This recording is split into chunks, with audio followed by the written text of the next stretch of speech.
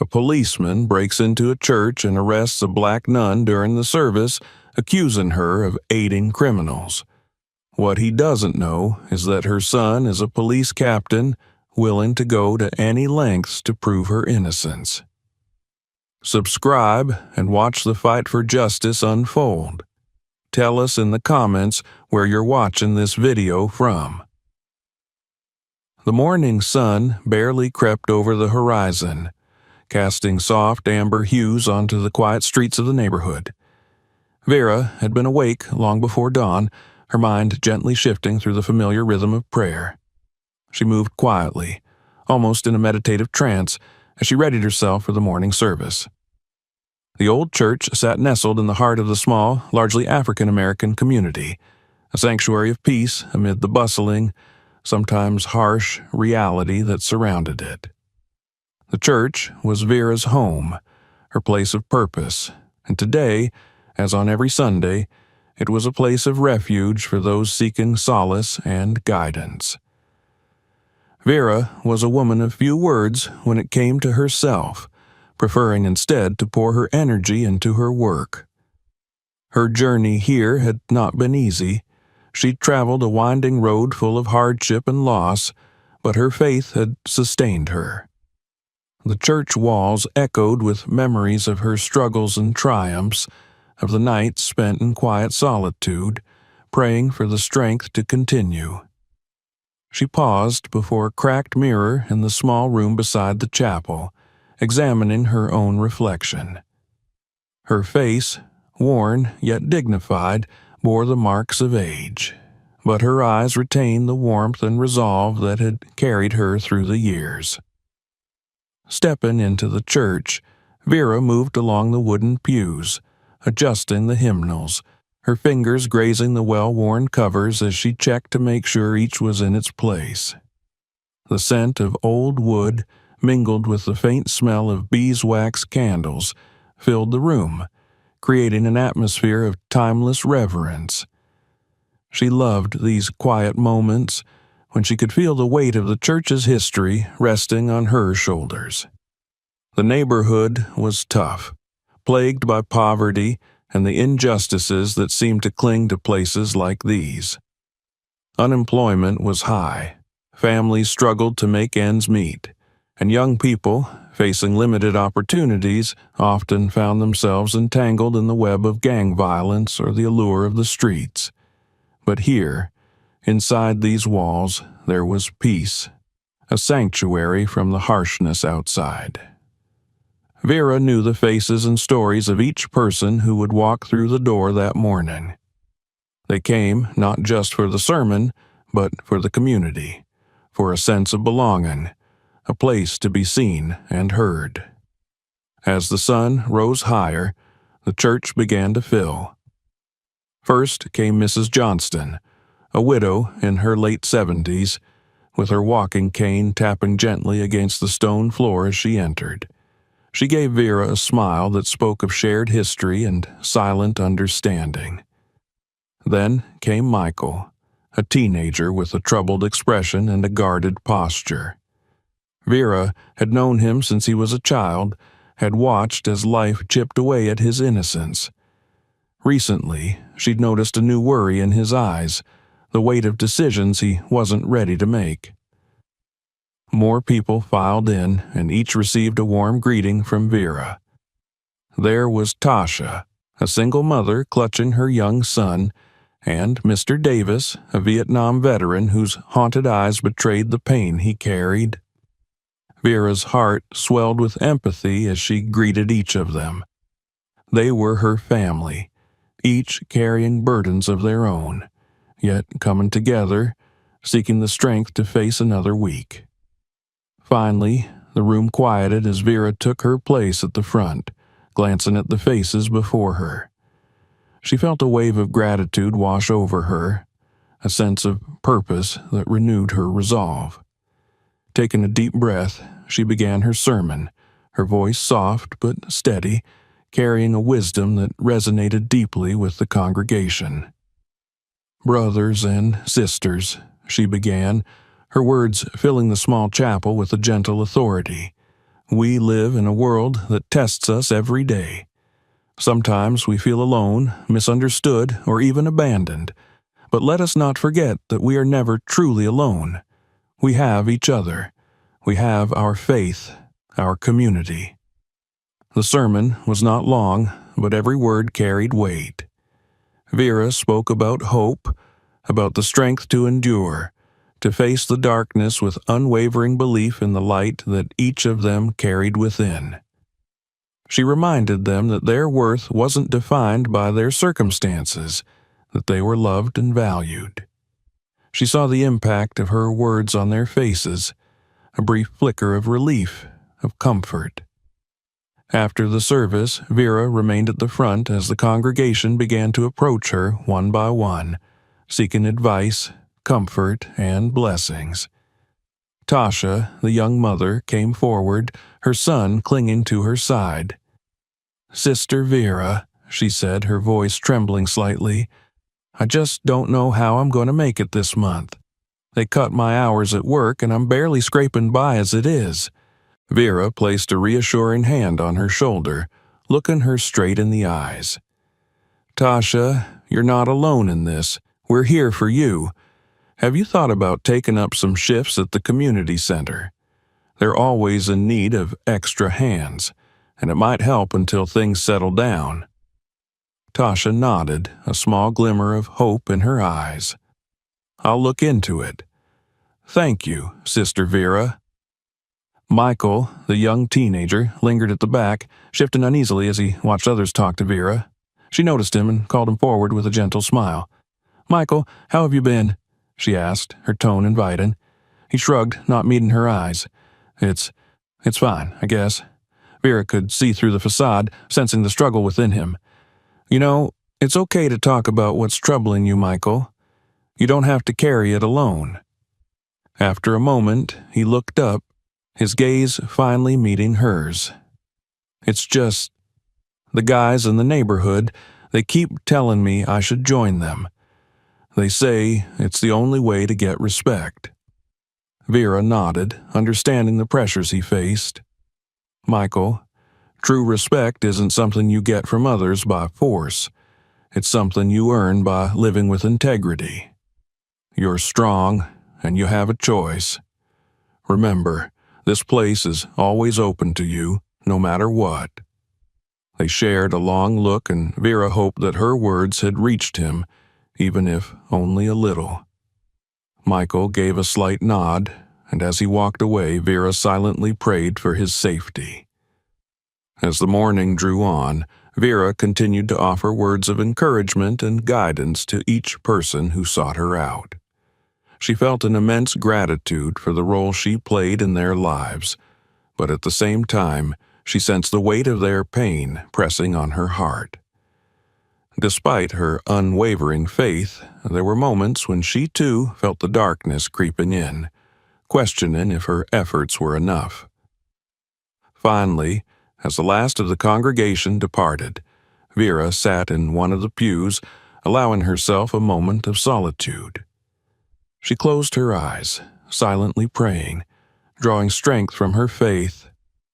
Her mind wandered to her son, James, the boy she had raised with love and hope. He had become a man of principle, a police officer determined to bring about positive change. But his work kept him distant, and she hadn't seen him in weeks. She missed him, missed the way his presence brought a sense of balance to her life.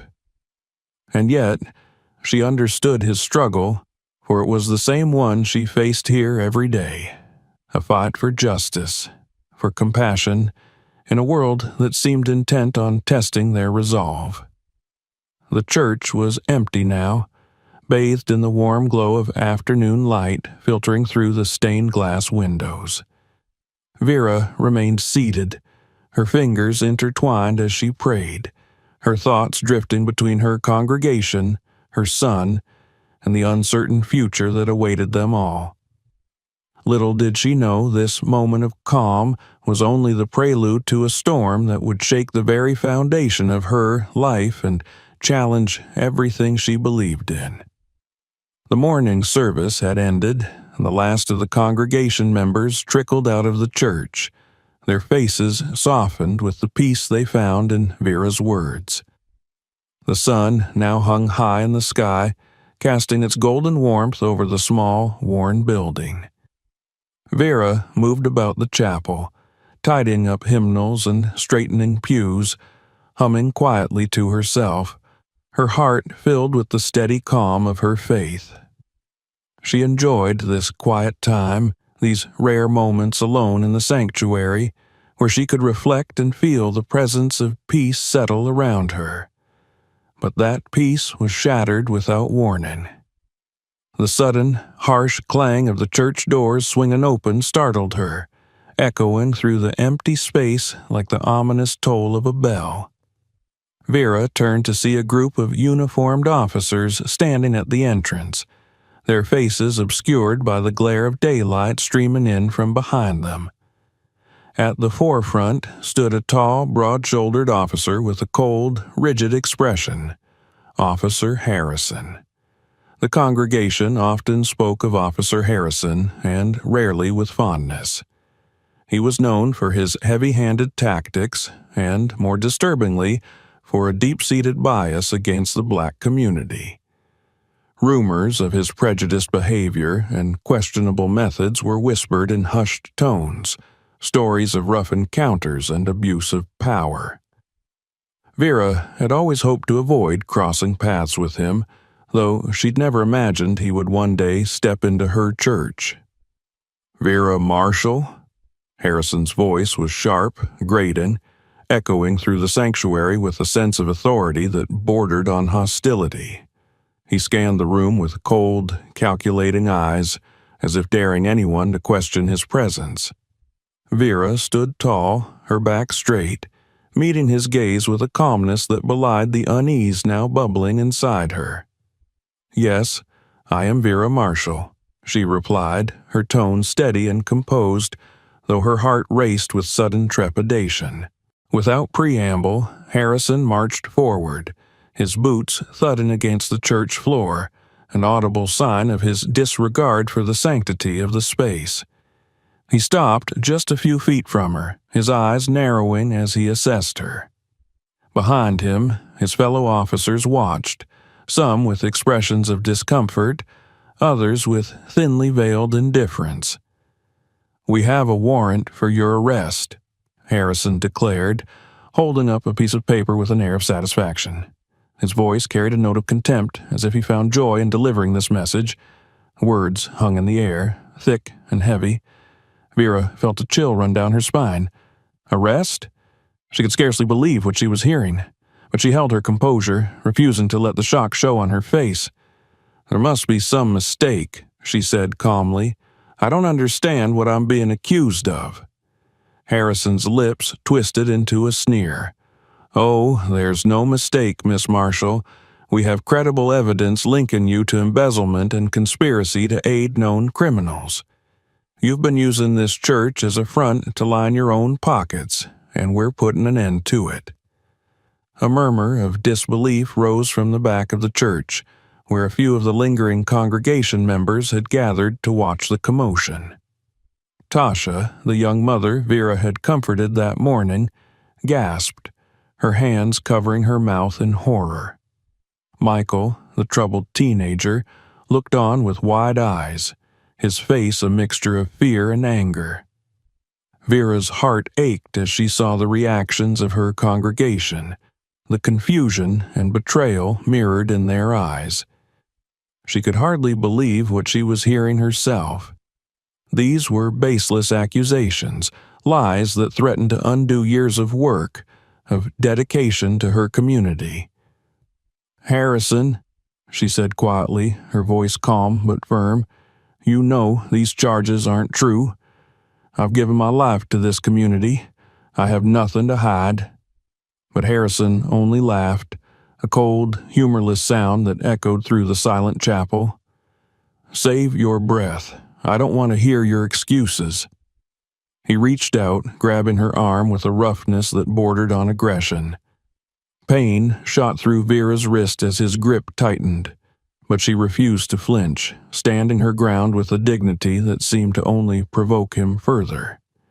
Harrison's eyes glinted with satisfaction as he pulled her forward, his grip unyielding, as if he relished this display of power. "Please, let go of her," a voice cried out from the congregation. It was Mrs. Johnston, the elderly widow, her frail hands reaching out in a futile attempt to intervene. But Harrison shoved her back, barely sparing her a glance. "Stay out of this," he barked, casting a disdainful look over the gathered onlookers. "Anyone who interferes will be arrested on the spot." The room fell into an uneasy silence, thick with fear and helplessness. Tasha clutched her son tightly, her eyes brimming with tears.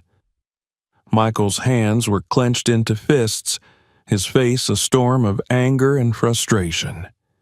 Vera felt the stinging burn of humiliation as Harrison twisted her arm behind her back, forcing her to her knees. She could feel the weight of her congregation's gaze, their sorrow and disbelief piercing her like needles. But she refused to give in to despair. Inwardly, she recited a quiet prayer, drawing strength from her faith, even as Harrison clamped the cold metal of handcuffs around her wrists. As he yanked her to her feet, Vera looked up, meeting the gaze of each person gathered there. She wanted them to see her strength, to know that she was not afraid, that she would endure whatever was to come. Her eyes met Michael's, and she saw the anguish in his young face, the struggle to understand why this was happening. "Remember what I told you, Michael," she said softly, her voice barely a whisper, yet it carried through the stillness of the room. "Stay true to yourself. Don't let anyone lead you down a path you don't believe in." The boy's face crumpled, his shoulders trembling with restrained anger. He took a step forward, as if to intervene, but Vera shook her head, giving him a small, sad smile. This was not a battle he could fight for her. Harrison jerked her forward, his grip unrelenting, and began leading her toward the exit. As they passed through the pews, Vera cast one last look at her beloved church, the place that had been her refuge and her purpose for so many years. She felt a pang of grief, wondering if she would ever see it again, if she would ever be able to return to the life she had built here. As they reached the door, Tasha called out, her voice thick with tears. "This isn't right. She's a good woman. She's done nothing wrong."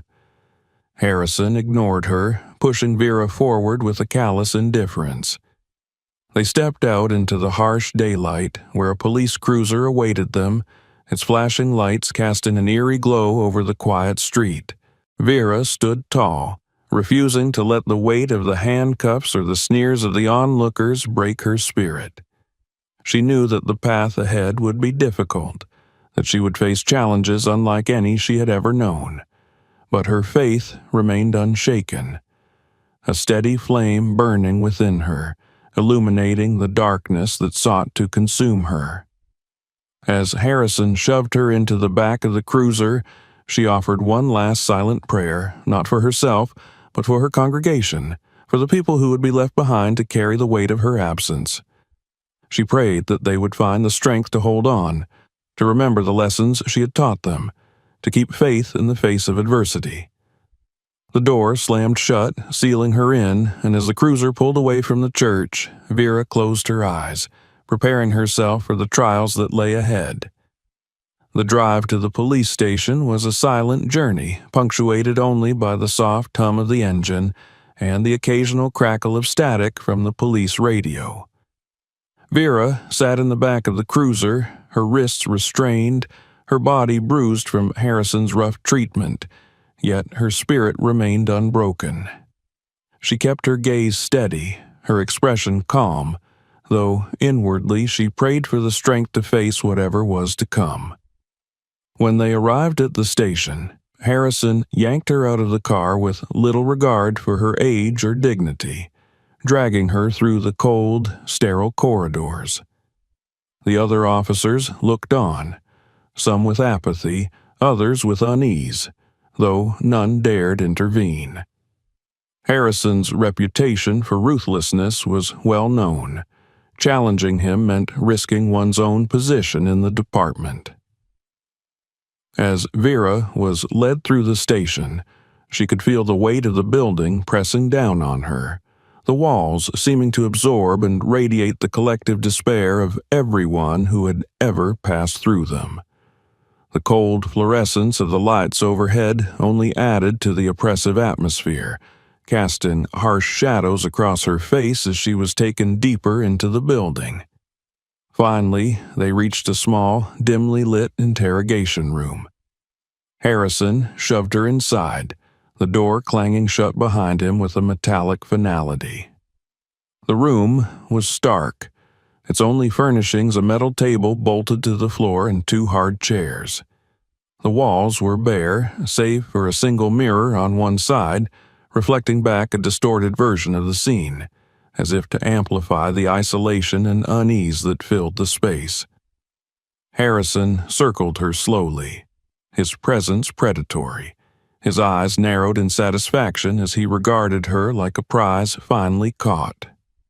He took his time, letting the silence build, clearly intending to intimidate her. But Vera remained seated, her gaze calm, her posture upright. She would not give him the satisfaction of seeing her fear. He finally sat down across from her, folding his arms with a smug smile. "Let's not waste any time, Vera," he sneered. "I want you to come clean about everything. We both know you've been hiding things." Vera looked back at him, her gaze unwavering. "Officer Harrison, I've done nothing wrong. I have dedicated my life to helping my community, to giving hope where it's needed. These accusations, they're baseless." Harrison's smile faded, replaced by a hard, cold glare. He leaned forward, his voice low and menacing. "You can drop the act. I know what you are. A con artist using the church as a front to line your pockets to protect criminals? Don't think for a second that your little saintly image fools me." The accusations struck her like a physical blow, but Vera held her ground, refusing to flinch. She clasped her hands together on the table, drawing strength from her faith, silently reciting a prayer as she steeled herself against his words. "I'm not a criminal," she replied, her voice steady. "Everything I do for the people who come to my church. They come seeking guidance, comfort, and hope. I give them what I can." Harrison's fists clenched and he slammed one onto the table with a loud, resounding bang. "Enough!" he barked, his face twisting in anger. "Do you think you're better than the rest of us? Sitting in that church preaching your nonsense, acting like you're some kind of savior?" Vera took a deep breath, choosing her words carefully. "No, Officer Harrison, I don't think I'm better than anyone. I'm just a servant, trying to do good in a world that desperately needs it." The response only seemed to enrage him further. He stood up abruptly, towering over her, his face contorted with barely restrained fury. "You're lying," he hissed, "and I'll prove it." With a swift movement, Harrison reached into a folder on the table, pulling out a stack of photographs and documents. He slapped them down in front of her, each image a stark black and white depiction of men from the neighborhood, men she recognized. Some were her congregation members, others were young men she had counseled, offering them food and shelter when no one else would. "These men," Harrison spat, tapping the photos with his finger, "are criminals, gang members, drug dealers, and you've been helping them." Vera looked down at the photographs, recognizing each face, each name, each story. She remembered their struggles, the hardships they faced, the ways the system had failed them. In her eyes, they were not criminals, but people in need of guidance and compassion. She had given them a safe space, a place where they could seek solace away from the judgment of a world that had already condemned them. They came to me for help, she replied quietly. For refuge? Yes, they may have made mistakes, but they're not beyond redemption. I believe in second chances, Officer Harrison. Everyone deserves one. Harrison sneered, crossing his arms. You're just making excuses for them. Harboring criminals, giving them shelter, that makes you an accomplice. You're protecting them, hiding them from justice. Justice? Vera's voice sharpened slightly, her calm facade cracking for the first time. You call this justice? Throwing people away, denying them the chance to rebuild their lives? I believe in redemption, officer. I believe in mercy. Harrison leaned in close, his face mere inches from hers. Mercy is for the weak, he growled. People like you enable these parasites, give them a sense of entitlement. Well, that ends now. The room fell into a tense silence, punctuated only by the faint ticking of a clock on the wall.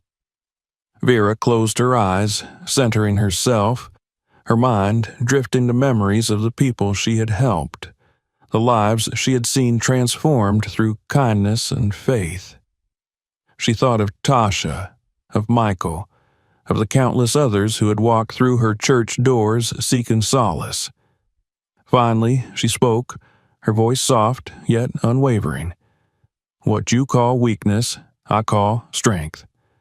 It takes strength to forgive, to give someone the chance to change. And no matter what happens here, no matter what you say, I will not abandon my beliefs.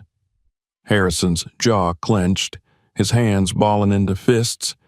He took a step back, his eyes narrowing as he searched her face, looking for any sign of fear or doubt, but he found none. Fine, he said finally, his voice dripping with contempt. Have it your way. We'll see how long that faith of yours lasts. He turned and called over his shoulder to a young officer standing outside the door. Take her to Holden. Let's see if a few nights in a cell will loosen her tongue. The young officer entered, looking uncomfortable as he approached Vera. He hesitated, glancing between her and Harrison, clearly torn. But under Harrison's cold stare, he finally took hold of Vera's arm, guiding her out of the room. As they walked down the narrow hallway toward the holding cells, Vera could feel the weight of the situation bearing down on her, yet she held her head high, her gaze steady. She knew she was innocent, that she had done nothing wrong, but the road ahead was uncertain, and she could feel the beginning of a deep, looming struggle within her, a test of her faith and endurance. The holding cell was small, its walls bare and unforgiving, a place devoid of warmth or comfort. The officer closed the door behind her, the clang of metal echoing in the silent space. Vera sat on the cold bench, her hands folded in her lap, and took a deep breath, centering herself, letting her faith ground her in the face of despair. She knew the journey ahead would not be easy. She was facing an ordeal unlike any she had encountered before, a trial of both spirit and strength. But as she closed her eyes and recited a silent prayer, she felt a familiar calm settle over her heart. This was merely another challenge, another opportunity to prove the strength of her beliefs. And as long as she held on to her faith, she knew that she would endure. James sat at his desk, staring blankly at the paperwork scattered before him, his mind a tangled web of exhaustion and frustration. The precinct was quieter than usual, an uneasy hush that seemed to hang over the place.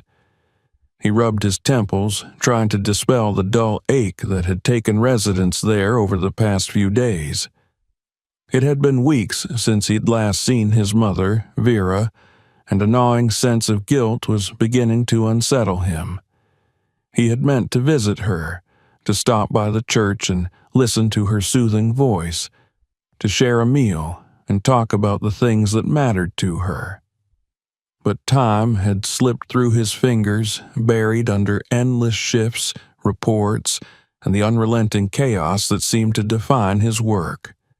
Now, the memory of her soft smile, her warm embrace, felt like a distant comfort he could barely grasp. The ringing of his phone jolted him back to the present, cutting through the quiet. He reached for it, glancing at the screen. It was one of his colleagues, Officer Lopez, a man he had known for years and trusted implicitly. "Lopez," he answered, his tone weary. "What's going on?" "James, there's something you need to see," Lopez replied, his voice tense. "It's about your mother."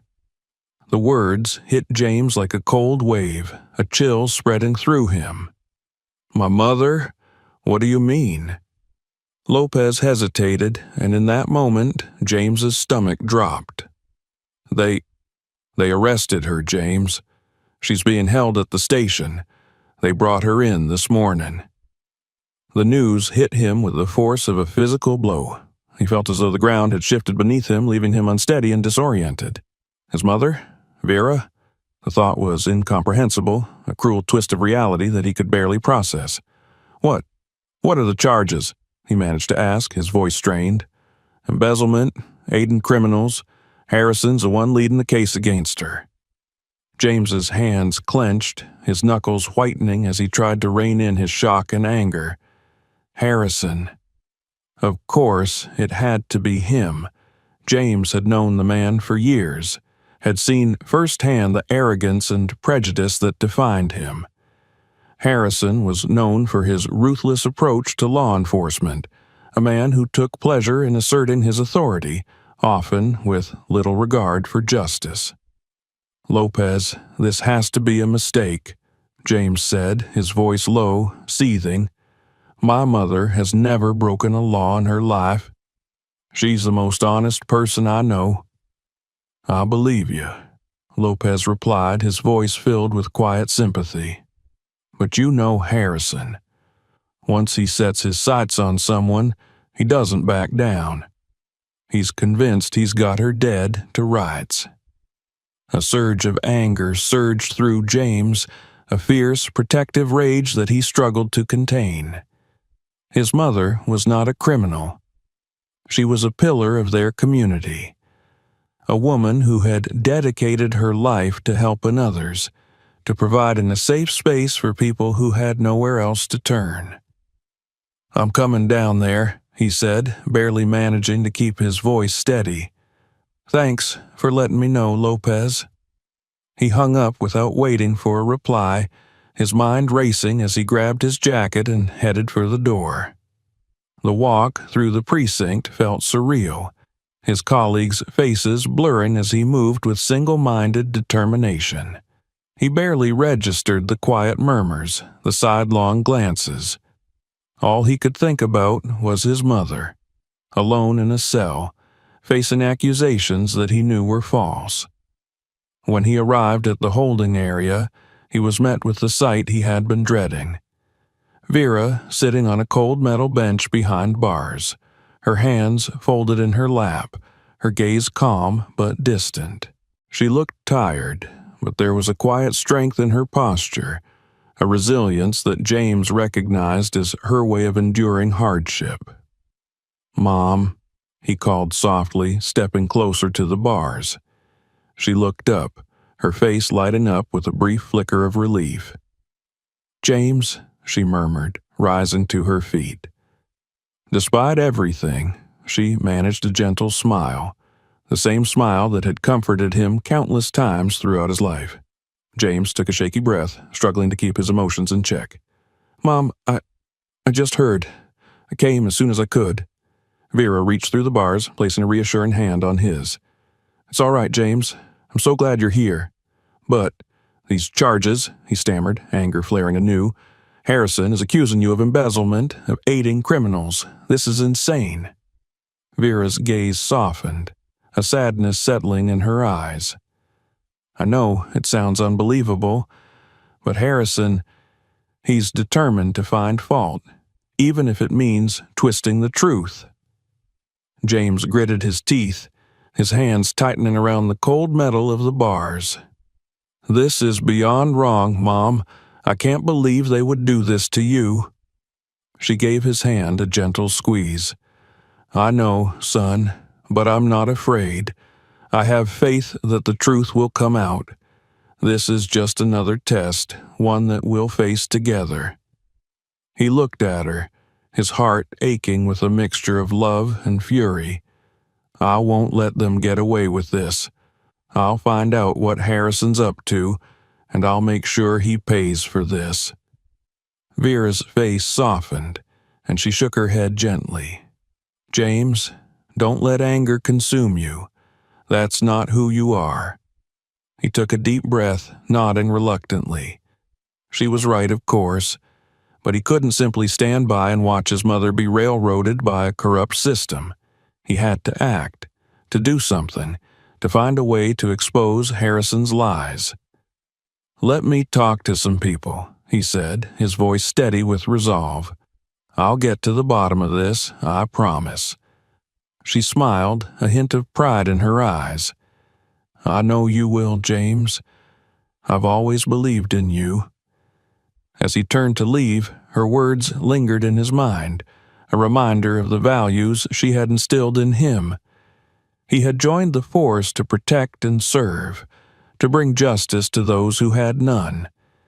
But now, faced with the bitter irony of the system turning against his own family, he realized just how fragile that sense of justice could be. James left the holding area, his thoughts a whirlwind of plans and strategies. He knew he couldn't confront Harrison directly. Not yet. He needed proof, something solid to dismantle the case against his mother. But the question was where to start, and who he could trust in a department filled with people who either feared or supported Harrison. As he walked back through the precinct, he caught sight of a familiar face, Officer Carter, a quiet but observant man who had joined the force around the same time as James. They had shared countless shifts, and though they weren't close friends, James had always respected Carter's integrity. He approached him, keeping his voice low. "Carter, can we talk?" Carter looked up, a flicker of surprise crossing his face. "Of course, James. What's going on?" James hesitated, then plunged forward. "It's about my mother. Harrison's accusing her of embezzlement and aiding criminals, and I know it's all lies. I need help to prove it." Carter's expression darkened, and he glanced around cautiously before nodding. "Let's step outside. This isn't something we want overheard." They walked out into the cold night air, finding a secluded spot where they could talk without fear of eavesdroppers. Carter turned to James, his face serious. "I don't trust Harrison," Carter admitted, his voice quiet but firm. "He's always had his own agenda, and it's never been about justice. But going against him, that's risky, James." "I know," James replied, his jaw set. "But he's targeting my mother. I can't stand by and do nothing." Carter regarded him for a moment, then nodded. "All right, I'll see what I can dig up, but you have to be careful, James. If Harrison catches wind of this, he'll come after both of us." James nodded, gratitude flooding him. "Thank you, Carter. I owe you one." Carter gave a small, grim smile. "Just make sure we get the truth out there. It's about time someone stood up to him." They parted ways, and James returned to his apartment, his mind racing with the possibilities. He knew it wouldn't be easy. Harrison was a powerful figure in the precinct, and taking him down would require more than a few rumors. He needed hard evidence, something undeniable. As he lay in bed that night, sleep eluding him, James thought about his mother's unwavering faith, her strength in the face of adversity. He knew that she would endure whatever came her way with grace, but he also knew that he couldn't let her fight this battle alone. He would uncover the truth. No matter the cost, he would protect her, and he would ensure that justice, real justice, was served. James spent the next several days in a relentless pursuit of the truth. Every spare moment outside of his shifts was spent poring over case files, digging into Harrison's past records, and questioning anyone who might have a lead.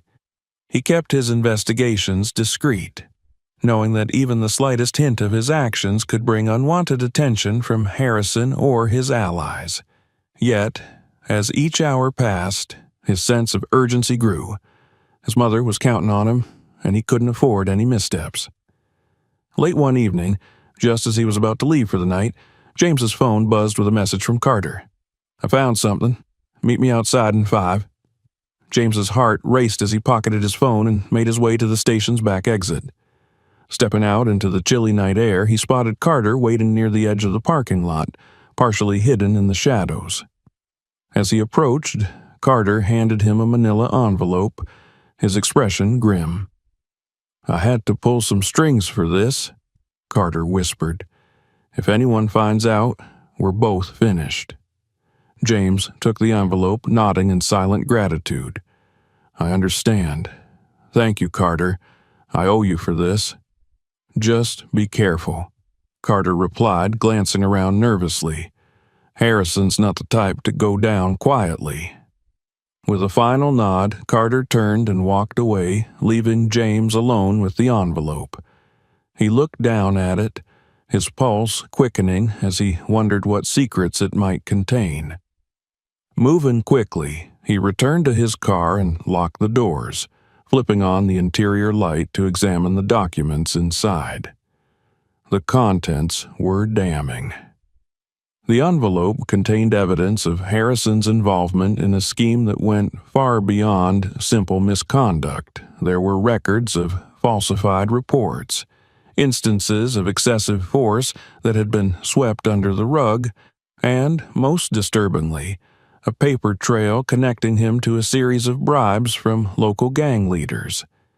It appeared that Harrison had been manipulating arrests, using his position to control certain criminal activities in the area while simultaneously framing innocent individuals to maintain the appearance of a successful crackdown. As James scanned the documents, his anger grew. His mother was one of those innocent individuals, a victim of Harrison's twisted sense of justice and his insatiable need for control. This evidence was the key to exposing Harrison's corruption, to clearing his mother's name and finally bringing some semblance of justice to the precinct. Without hesitating, James gathered the documents and headed back inside, determined to confront Harrison directly.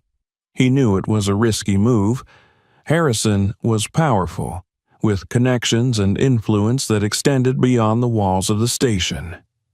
But James was past the point of caution.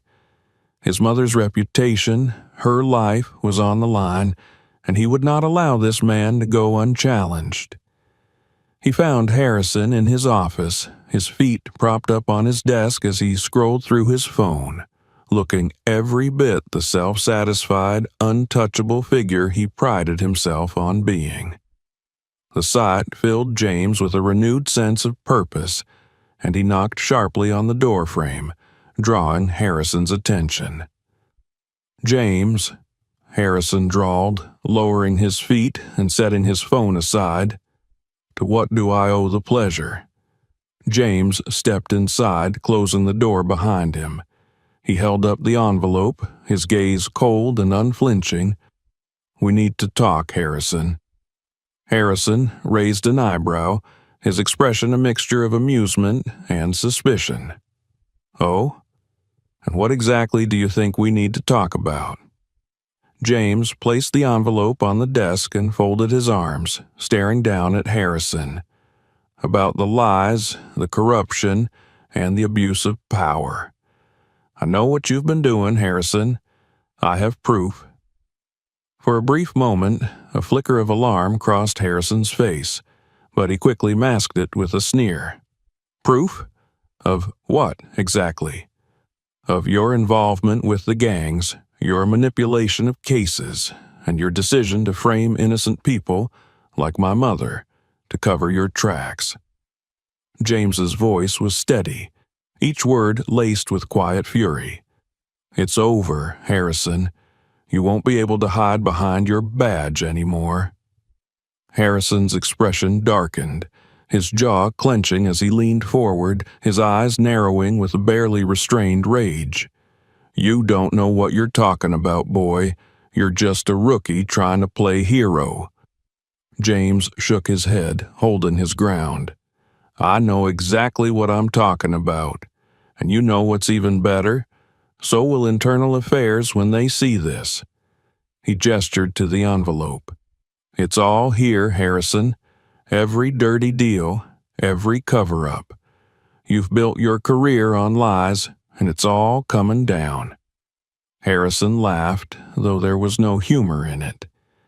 "You think Internal Affairs is going to listen to you? You're nobody, James. Just a kid with a misplaced sense of justice. You can't take me down."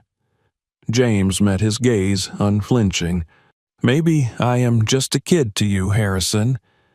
But I'm not afraid of you, and I'm not going to let you destroy any more lives."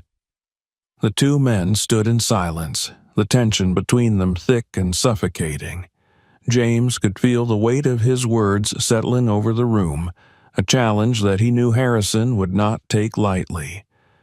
But he was prepared for whatever came next. He had already crossed the line, and there was no turning back. Harrison's gaze turned cold, his lips curling into a cruel smile. "You think you're some kind of crusader, don't you? Just like your mother. So righteous, so pure." He sneered, his voice dripping with disdain. "But let me tell you something, James. People like her, people like you, you're weak. You cling to your morals, your faith, thinking it makes you strong. But this world doesn't reward strength. It rewards power." James felt a surge of anger, but he kept his composure, his gaze steady. "Power, built on lies, is nothing but an illusion, Harrison, and that illusion is about to come crashing down." Harrison rose from his chair, stepping around the desk until he was standing just inches away from James, his expression twisted with barely restrained hatred. "You're making a big mistake, boy. If you go through with this, I'll make sure you regret it. You think you're protecting your mother. All you're doing is painting a target on her back." James refused to be intimidated. "I'm not afraid of you, and neither is she. We've both faced worse than you." Harrison's eyes flashed with anger, but before he could respond, the door to his office swung open. Carter stood in the doorway, his face set with determination. "It's over, Harrison," Carter said, his voice steady. "Internal Affairs is waiting. They want to talk to you. And trust me, they're very interested in what's in that envelope." Harrison's face drained of color, his bravado faltering as he realized the weight of the situation. For the first time, James saw fear in his eyes, a flicker of vulnerability that betrayed the truth he had fought so hard to bury. He glanced between James and Carter, his mouth opening as if to protest, but no words came. Finally, with a defeated growl, he pushed past them, storming out of the office and down the hall toward the waiting officers from Internal Affairs. As he disappeared from sight, James felt a surge of relief, a weight lifting from his shoulders. The battle wasn't over, but the tide had finally turned. Harrison's downfall was inevitable, and with it, the false charges against his mother would be dismissed. Justice, though delayed, was finally within reach. Carter placed a hand on James's shoulder, giving him a nod of approval. You did the right thing, James. It takes courage to stand up to people like him." James managed a faint smile, his heart swelling with gratitude. "I couldn't have done it without your help, Carter. Thank you." Carter shrugged, a small, proud smile tugging at his lips. "Your mother's a good woman. She deserves better than what Harrison put her through. We all do." They stood in silence for a moment, each reflecting on the weight of the day's events. James's thoughts drifted to his mother, to the strength she had shown even in the face of injustice. He knew that her faith had been the anchor that kept her steady, that had given him the strength to fight for the truth. As they walked out of the precinct together, James felt a renewed sense of purpose. The fight wasn't over, but he had won a crucial battle. His mother's name would be cleared, and Harrison's reign of corruption would come to an end. In that moment, James knew that he was no longer just fighting for his mother. He was fighting for every person in his community, for every innocent life that had been touched by injustice. And he would not rest until they all received the justice they deserved. The day of Vera's release was bright and clear, the kind of day that seemed to hold a promise of hope. James arrived at the courthouse early, his heart racing with anticipation. The past few weeks had been an exhausting battle, but as he stood on the courthouse steps, he felt an overwhelming sense of relief. The evidence he and Carter had presented to Internal Affairs had not only cleared his mother's name, but had also exposed a network of corruption that reached far beyond Harrison.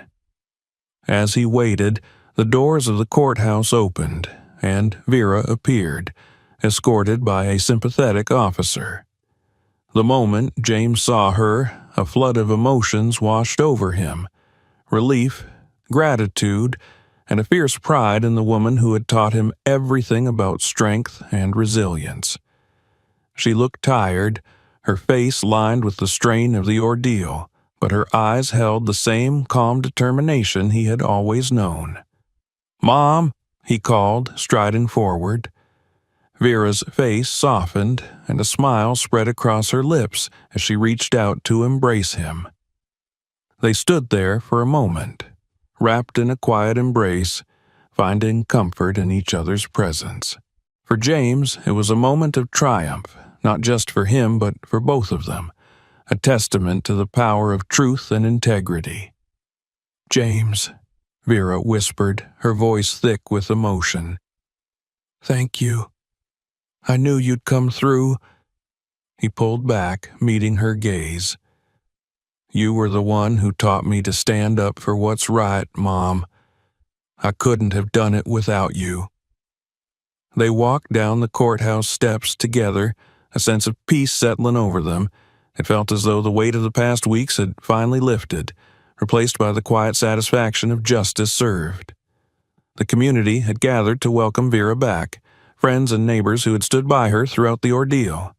They cheered as she approached, their voices filled with admiration and relief. As she reached the bottom of the steps, Tasha, the young mother from the church, stepped forward, her eyes shining with gratitude.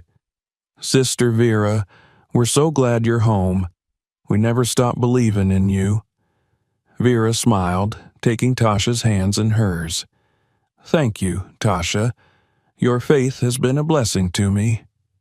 Michael, the troubled teenager she had counseled so often, hung back, his hands stuffed into his pockets, his face a mixture of shame and admiration. Vera caught his eye and gave him an encouraging nod, beckoning him forward. "Michael," she said softly, placing a comforting hand on his shoulder. "It's good to see you." He looked down, his voice barely a whisper. "I'm sorry, Sister Vera. I didn't know if you'd want to see me after everything that happened." She shook her head, her expression gentle. "Everyone makes mistakes, Michael. What matters is what you choose to do next." His gaze met hers, and for the first time James saw a spark of hope in the boy's eyes. Michael nodded, a determined look settling on his face. "Thank you. I won't forget this." As the crowd dispersed, Vera and James made their way back to the church. The small building stood as it always had, a humble sanctuary nestled in the heart of the community. But today it felt different, as though it had absorbed the strength of the people who had gathered to support Vera. Inside, Vera took her place at the pulpit, the familiar surroundings filling her with a sense of peace. She looked out at the congregation, her heart swelling with gratitude for each person who had believed in her, who had stood by her side even when the world seemed to turn against her. "Today," she began, her voice carrying the strength of someone who had faced darkness and emerged stronger, "I want to speak about forgiveness, about the power it holds to heal and to restore." She paused, letting the words sink in. The room was silent. Every face turned toward her, each person hanging on her every word. "There will always be those who seek to harm us, who will try to tear us down because of their own fear and hatred," she continued. "But forgiveness is a choice that allows us to rise above the hurt and the anger. It does not excuse the wrongs done to us, but it frees us from being held captive by them." James watched his mother with a renewed sense of respect, his heart swelling with pride. Her strength, her grace, she was a beacon of hope, not just for him but for everyone who had come to her seeking solace and guidance. She was unbroken, unbowed, and her words were a balm for the wounds that had been inflicted. As the congregation began to disperse, Vera took a moment to sit in one of the pews, her gaze resting on the familiar stained glass windows that filled the room with a gentle, colorful light. James joined her, sitting beside her in silence. "What happens now, Mom?" he asked quietly. She looked at him, a soft smile playing on her lips. "Now we move forward. We continue to serve, to build this community, to bring hope where it's needed most." James nodded, feeling a newfound clarity. "I've been thinking, maybe it's time for me to make a change too.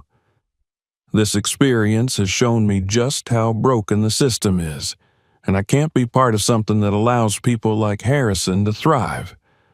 I want to do something meaningful, something that truly helps people." Vera placed a hand on his shoulder, her smile warm and encouraging. "You have a good heart, James. I know you'll find your path, and whatever you choose, you'll make a difference. This community needs people like you." He nodded, feeling the weight of her words settle in his heart. For the first time, he felt a sense of purpose that went beyond the badge, beyond the precinct. He wanted to be a part of something that aligned with the values his mother had instilled in him, a life dedicated to justice, compassion, and truth. In the weeks that followed, James made the decision to leave the police force. The choice wasn't easy. He had spent years building his career, driven by a desire to protect and serve. But now he understood that there were other ways to make a difference, ways that aligned more closely with his principles. With his mother's guidance, he began working with local community organizations, dedicating his time to youth outreach programs and initiatives aimed at reducing crime through support, not punishment. He saw firsthand the impact of his work, the lives he touched, and the hope he brought to those who had once felt abandoned. Vera, too, continued her work at the church, her spirit renewed, her faith unwavering. Together, she and James became a force for good in their community, a mother and son united by a shared mission to bring justice and compassion to a world that so often seemed devoid of both. And as they walked through the neighborhood, side by side, they knew that they were stronger together, bound by a love and a faith that could withstand even the darkest trials. Their journey had been painful, marked by betrayal and injustice, but it had also forged an unbreakable bond, a testament to the power of resilience, of truth, and of the enduring strength of family. As they looked to the future, they knew that whatever challenges lay ahead, they would face them together, united by the same unwavering belief that justice, compassion, and love would always prevail. Subscribe so you don't miss new stories, and share if you liked it. Write in the comments where you're watching us from. It's always interesting to find out.